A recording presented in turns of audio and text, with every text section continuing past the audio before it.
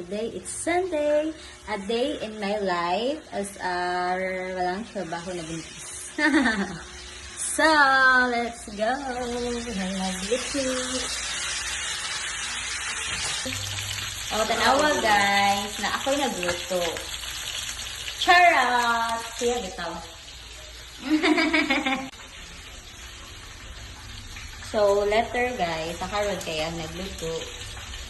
Of course, my partner. Mao niya magsudaan nun later. Paniod to, tas panihapon. Tas na mag-utan ni. So, ako nagluto later ko sa utan. Amazing creator. So, hi guys! Welcome to my vlog. Come and let's cook utan Bisaya.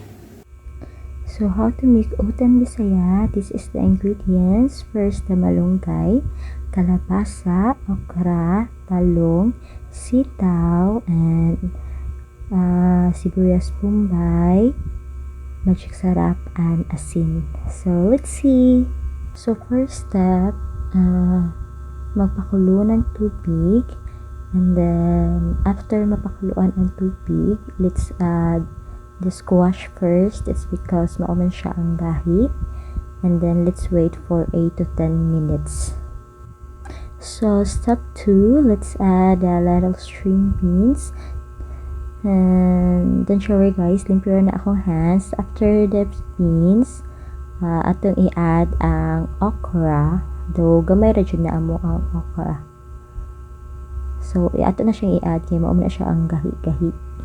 And after the okra, guys, so, of course, ang sunod na to i-add is the talong and wait for 3 minutes.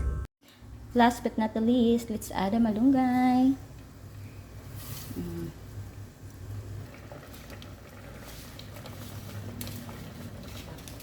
Shake, shake, shake. Few moments later.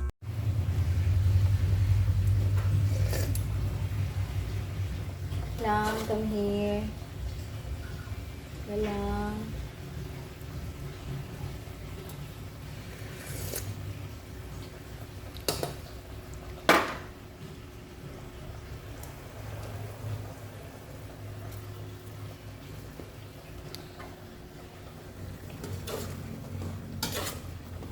Why not? I'm Palila.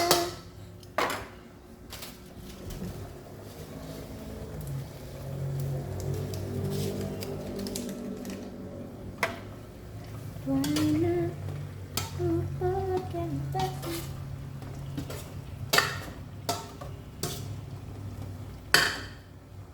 actually guys, nice yun if magluto o kuan. Utan kay tamis niya with kalabasa. It's because it's a tamis.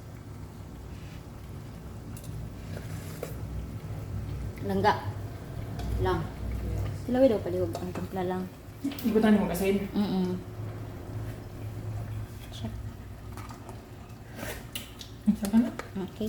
Luto na na. Kanana.